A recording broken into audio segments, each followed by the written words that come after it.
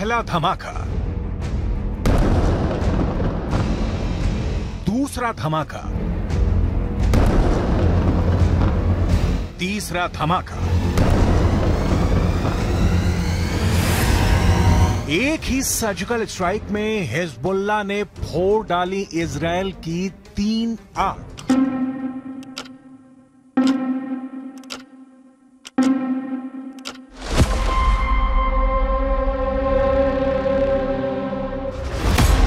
पहली आंख, दूसरी आंख, तीसरी आंख। हिजबुल्लाह ने मिसाइल अटैक करके इजरायल की 3 आंखों को फोड़ दिया। ये मेरान एयर सर्विलेंस बेस है और यहां इजरायल के रेडार और कम्युनिकेशन सिस्टम थे, जिससे वो लेबनान में हिजबुल्लाह पर नजर गड़ाए रहता था।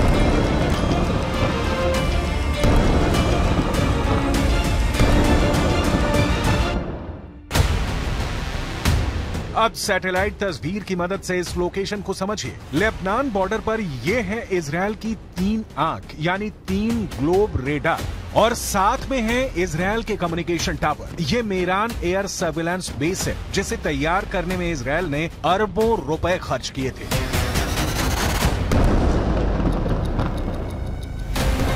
यही वजह है कि लेबनान के हिजबुल्लाह ने इसे अपना सॉफ्ट टारगेट बनाया। बेरूत में हमास के डिप्टी चीफ सालेह अल अरूरी की मौत के बाद यह हिजबुल्लाह का इजरायल पर सबसे बड़ा हमला है।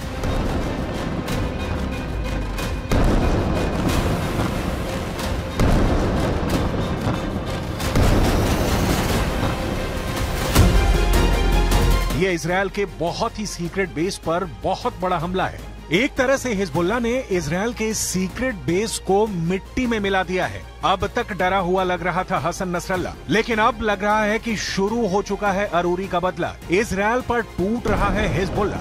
हसन नसरल्लाह को पहले बैकफुट पर देखा गया। अरूरी की मौत के बाद हसन नसरल्लाह की जुबान में वो तीखापन नहीं था जिसकी इजरायल को उम्मीद थी, लेकिन अब हिजबुल्लाह ने अपना सबसे खतरनाक अटैक करके इजरायल को सोचने पर मजबूर कर दिया है कि वो हिजबुल्लाह से कैसे निपटेगा।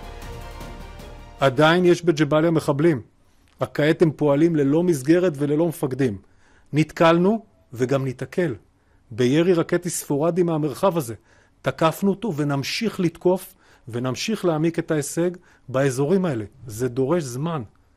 אין קיצורי דרך בלחימה בטרור.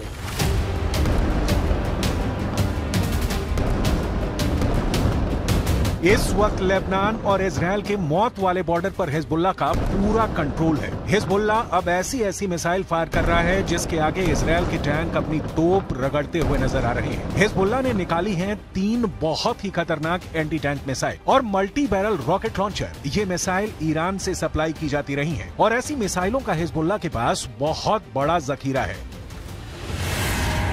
हिजबुल्लाह 3 तरह की एंटी टैंक गाइडेड मिसाइल इस्तेमाल कर रहा है। ये है कॉर्न, इसकी रेंज 5 किलोमीटर तक है। ये रूस की मिसाइल है, लेकिन अब ईरान इसका देसी वर्जन देहलाविया तैयार कर चुका है और ऐसी बहुत सी मिसाइल अब हिजबुल्लाह के पास है। दूसरी है BGM-71 TOW tow anti tank guided missile. Range है 3.5 किलोमीटर। ये अमेरिका में बनी मिसाइल है, लेकिन अब इसकी नकल ईरान तैयार कर रहा है और उसने हिजबुल्लाह को सप्लाई की है। तीसरी है 85 कॉनकोर्स, रेंज 4 किलोमीटर। ये भी रूस ने बनाई है और अब ईरान में ये तोसान नाम से तैयार की जाती है। इन्हीं मिसाइलों से हिजबुल्लाह ने इजरायल के मेरान एयर सर्विलेंस बेस पर हमला किया है। ये तीनों मिसाइल बहुत ही घातक है और जिस तरह से इन्होंने इजरायल के अड्डे उड़ाए हैं, उससे ये बात साबित हो जाती है। हिजबुल्लाह का दावा है कि उसका हर हमला इजरायल को मुंहतोड़ जवाब है। बताया जा रहा है कि हिजबुल्लाह ने इस अड्डे को उड़ाने के लिए 60 से ज्यादा मिसाइल फायर की हैं और सभी अपने टारगेट पर लगी।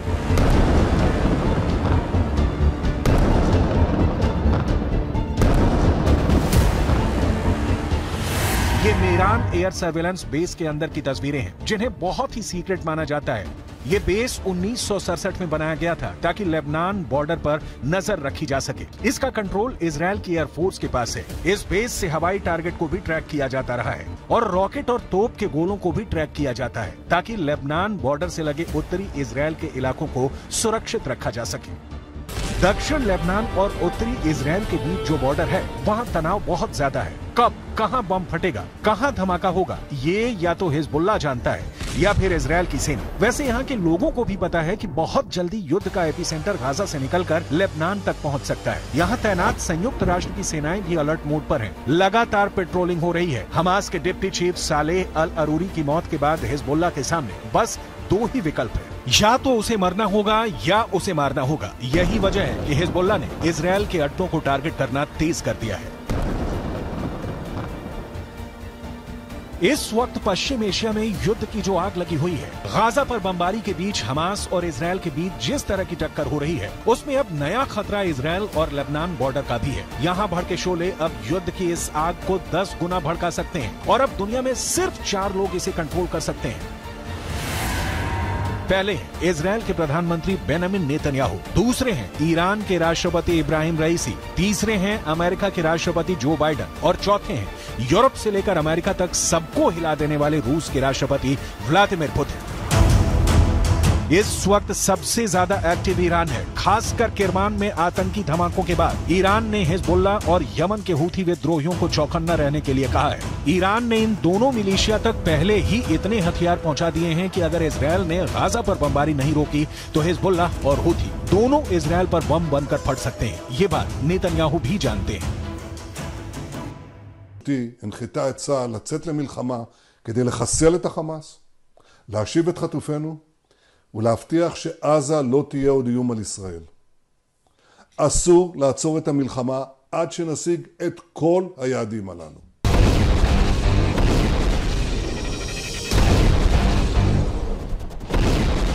जब से सालेह अल अरूरी को इजराइल ने ड्रोन स्ट्राइक में मारा है, तनाव बहुत ज्यादा फैल गया है। ये ड्रोन स्ट्राइक बेरूत के दहिया इलाके में हुई, जिसे हिजबुल्लाह का गढ़ माना जाता है। दहिया में जब सालेह अल अरूरी को जब हमास के ऑफिस के करीब देखा गया, तब इजराइल का ड्रोन मौत बनकर टूट पड़ा। इस हमले में सालेह अल अरूरी के अलावा 5 और लोग मारे गए जो हमास के ही अधिकारी थे। सवाल है कि क्या अरूरी की मौत का बदला अब सीधा युद्ध होगा, जिसमें बड़ी लड़ाई इजराइल और हिजबुल्लाह के बीच होगी। ऐसा युद्ध जिसमें इजराइल की तरफ होगा अमेरिका, जबकि हिजबुल्लाह की मदद करेगा ईरान। हालांकि बेंजामिन नेतन्याहू इससे पहले ही बेरूत को गाजा बनाने की धमकी दे चुके हैं। תקפנו מטרות רבות של חיזבאללה, חיסלנו מחבלים רבים, ואני שב ואומר, אם חיזבאללה יבחר להיכנס למלחמה, הוא יעשה את טעות חייו. देखा जाए तो हिजबुल्लाह वो संगठन है जिसे ईरान से पूरी मदद मिलती है और ईरान हिजबुल्लाह को इजराइल के खिलाफ एक बड़े हथियार के तौर पर इस्तेमाल भी करता आया है। लेकिन इजराइल ने अगर हिजबुल्लाह का हाल हमास जैसा करने का फैसला किया तो लेबनान में वर्ष 2006 वाले युद्ध की तबाही दोहराई जा सकती है। 2006 में हिजबुल्लाह और इजराइल के बीच 34 दिन तक युद्ध चला था। तब इजराइल के 121 सैनिकों को मिलाकर 160 लोग मारे गए थे, जबकि हिजबुल्लाह के 250 लड़ाकों समेत लेबनान के 1200 लोगों की मौत हुई थी। हम अपनी वीडियो लाइब्रेरी से 17 वर्ष पहले लड़े गए इस युद्ध की तस्वीरें निकाल कर लाए हैं ताकि इस बात का अंदाजा लगाया जा सके। लेबनान का वही हाल कर सकता है जो इस बार गाजा का कर रहा है। इसलिए हिजबुल्लाह को नेतन्याहू की धमकी को बहुत गंभीरता से लेना होगा, क्योंकि इजराइल अब बेरूत को दूसरा गाजा बना देगा। ये वो साफ साफ कह रहा है। इजराइल जानता है कि अरूरी की मौत ने उसका एक दुश्मन खत्म किया है, लेकिन कई और दुश्मन उसके खिलाफ तैयार हो चुके हैं।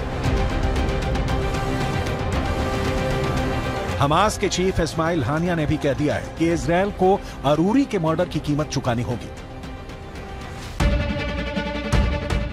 अरूरी की मौत से इजराइल के 3 बड़े दुश्मनों को बहुत जोरदार झटका लगा है।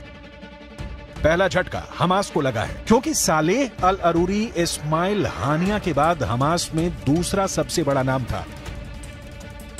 दूसरा झटका ईरान को लगा है, क्योंकि सालेह अल अरूरी ने ही सीरिया में युद्ध को लेकर हिजबुल्लाह और ईरान के साथ आए मतभेद को दूर किया था। तीसरा बहुत बड़ा झटका हिजबुल्लाह को लगा है, क्योंकि इजराइल ने बता दिया है कि अब वो लेबनान की राजधानी बेरूत और हसन नसरुल्लाह के गढ़ को टारगेट करने से पीछे नहीं हटेगा।